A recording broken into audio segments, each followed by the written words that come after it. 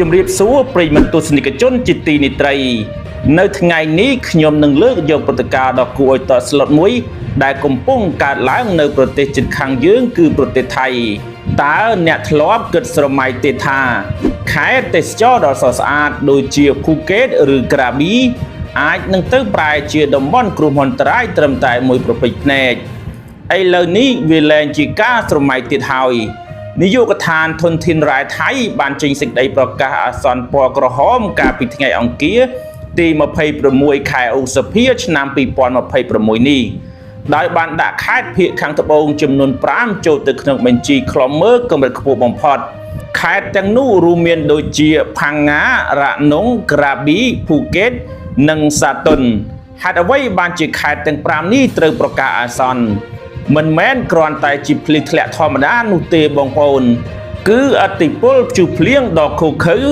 ដែលនឹងបង្អុរទឹកភ្លៀងក្នុងកម្រិតលើសពី100មីលីម៉ែត្រត្រឹមរយៈពេល24ម៉ោងតើ100មីលីម៉ែត្រនេះមានន័យយ៉ាងម៉េចនៅក្នុងន័យបច្ចេកទេសភូមិសាស្ត្រនៅពេលដែលទឹកភ្លៀងធ្លាក់ខ្លាំងបែបនេះដីនៅលើភ្នំនឹងផឹកទឹកឆ្អែតហួសកម្រិតបាត់បង់ភាពស្អិតរមួត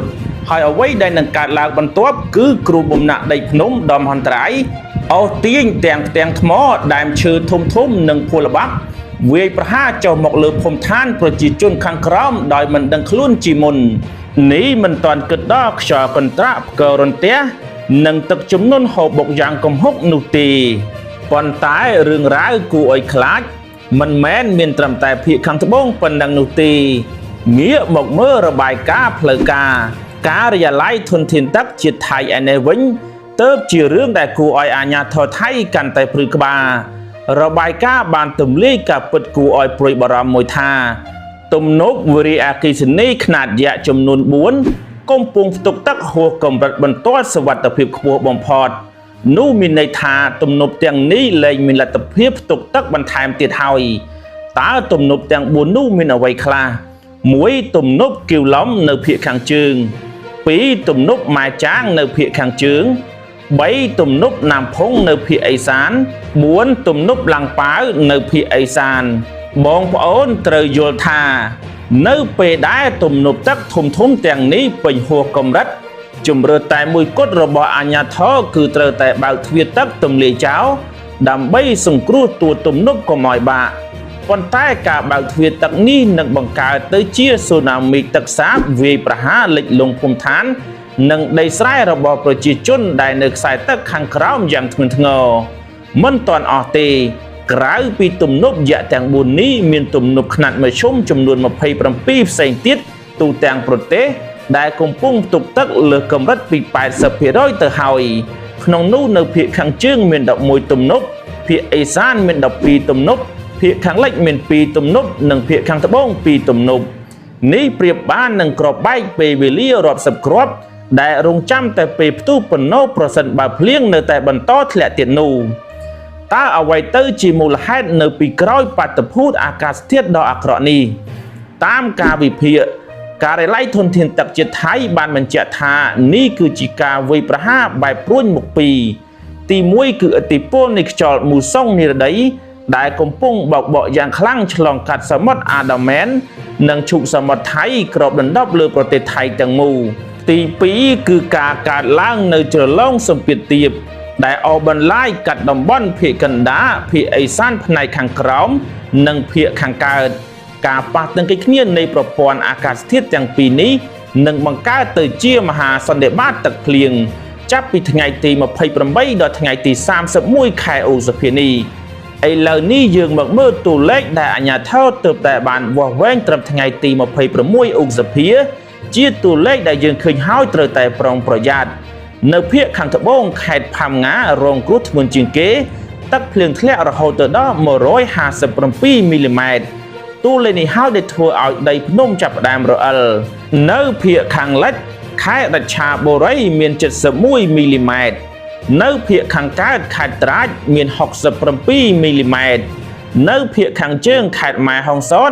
មាន60មីលីម៉ែត្រនៅភាគឦសានខេត្តបុរីរាំមាន57មីលីម៉ែត្រនិងភាគកណ្ដាលខេត្តសុផាន់បុរីមាន25មីលីម៉ែត្រ ទិន្នន័យនេះបង្ហាញយ៉ាងច្បាស់ថាគ្មានតំបន់ណាមួយក្នុងប្រទេសថៃដែលគេចផុតអំពីក្រញាំនៃព្យុះភ្លៀងលើកនេះនោះទេទោះបីជាស្ថានភាពមើលទៅហាក់ដូចជាតានតឹងខ្លាំង